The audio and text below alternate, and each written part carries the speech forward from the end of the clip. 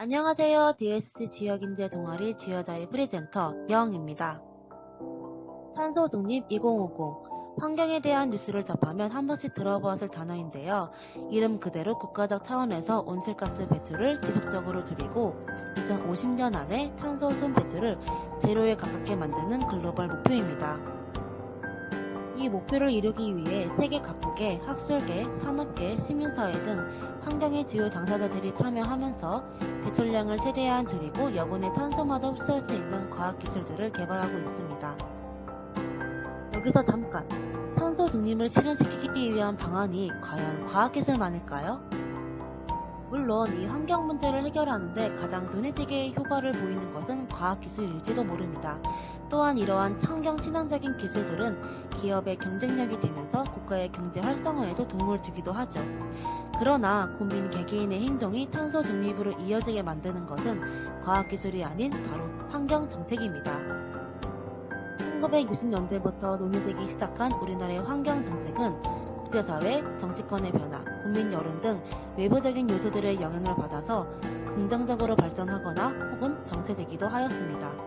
특히 이제 환경정책이 도입된 지 얼마 안 됐을 때에는 이 환경보호와 기술 개발이 서로 공존할 수 없다고 생각을 하기 때문에 기업의 입장에서는 이제 환경정책들이 신기술을 개발하는 데 제약을 미치기 때문에 환경정책이 발전을 할 때마다 참 많은 반대를 하기도 하였습니다.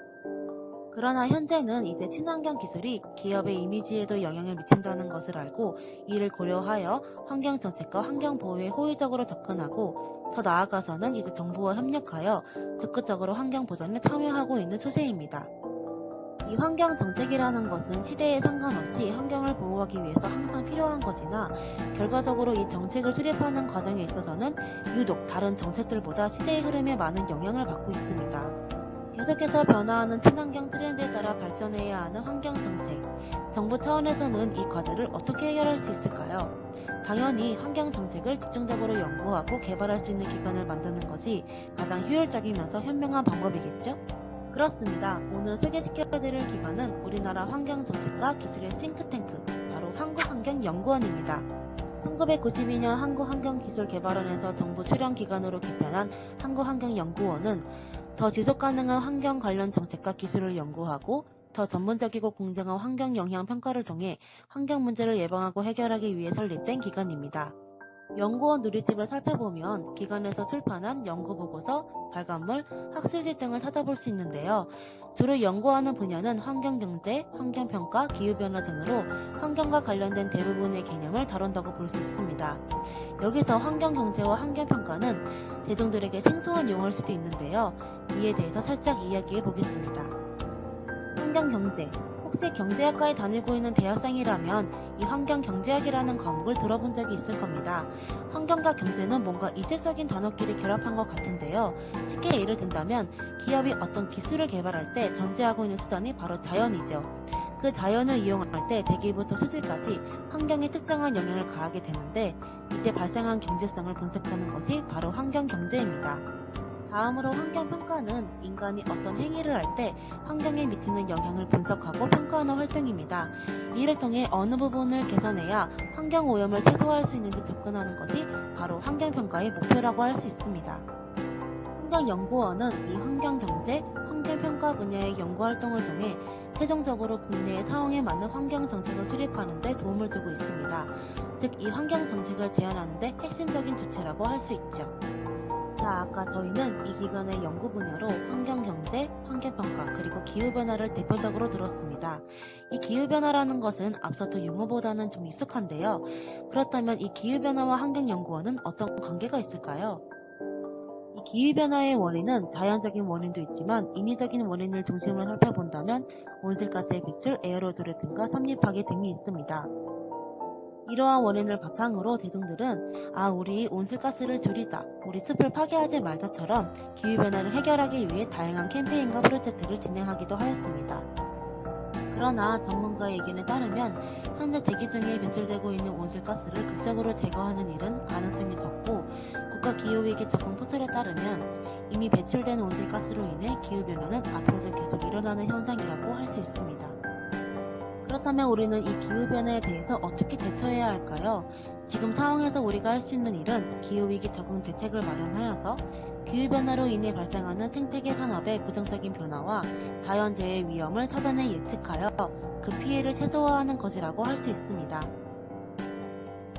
네, 그래서 우리나라는 지금까지 제1차, 2차, 3차 이렇게 3차례 국가기후변화 적응 대책을 수립하였는데요. 2021년부터 2025년까지 제3차 대책으로 3대 정책을 내세웠습니다. 이 대책을 통해서 국가 전반적으로 기후변화의 위험에 대한 적응력을 높이고 앞으로 일어날 위험을 감시하고 예측할 수 있는 시스템을 구축하고 이러한 적응 대책에 대한 인식을 제고하면서 협력을 강화하는 것이 바로 이 대책의 목표입니다. 여기서 기후변화가 우리 사회에 미치는 영향들을 사전에 분석하고 이에 대한 매뉴얼을 개발하는 데 중심 역할을 하는 곳이 바로 한국환경연구원입니다. 더 나아가 이 기관은 현재 국내 기후변화 적응 정책의 실태를 진단하고 이에 대한 개선 방안을 모색하는 역할을 하고 있습니다. 그렇다면 앞서 언급한 제3차 국가기후변화 적응 대책은 지금까지 잘 실현이 되고 있을까요? 지화자는 이 한국환경연구원을 조사하면서 연구사업 중 기후변화 적응 정책 관련 보고서를 접하게 되었습니다. 그래서 오늘 이 자리, 이 논문이 이야기하고 있는 내용을 같이 나누고자 합니다. 만약 더 자세한 내용을 알고 싶다면 기후변화 적응 정책 10년, 현주소 진단과 개선 방안 모색을 중심으로 라는 연구 보고서를 꼭 읽어보시길 바랍니다. 우리나라의 기후변화 적응 정책은 10년이라는 긴 세월 동안 계속 추진하면서 환경오염을 최소화하는 데 큰 기여를 하였습니다. 대책을 선언해서 끝나는 것이 아니라 따로 법령과 규제를 만들어서 실행력을 높였고 이에 대한 인식도 제거할 수 있었습니다.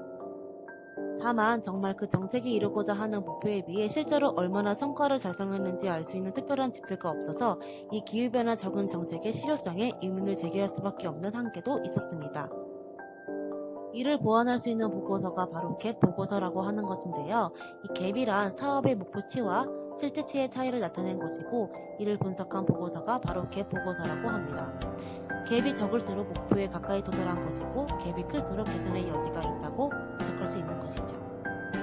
그런데 이 현재 나와 있는 이 기후변화 적응 갭 보고서 사례는 보통 정량적이기보다는 정성적인 요소가 많아서 기준이 모호하고 현재로서는 이 기후변화 적응 갭의 정량 평가는 목표 예상과 실제 들어간 예산의 차이를 분석한 정도였습니다.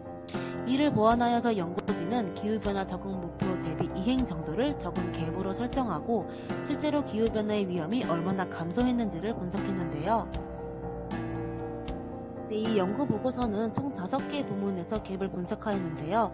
우리 구독자 여러분의 시간을 위해서 산림 생태계 부문과 농수산 부문, 물관리 부문 이 3가지만 예시로 보여드리겠습니다. 네, 보시다시피 이 3부문 모두 적응 목표에 도달하지 못했고요. 특히 물관리 부문의 경우에는 그래프상 변동이 심한 것을 볼 수 있습니다.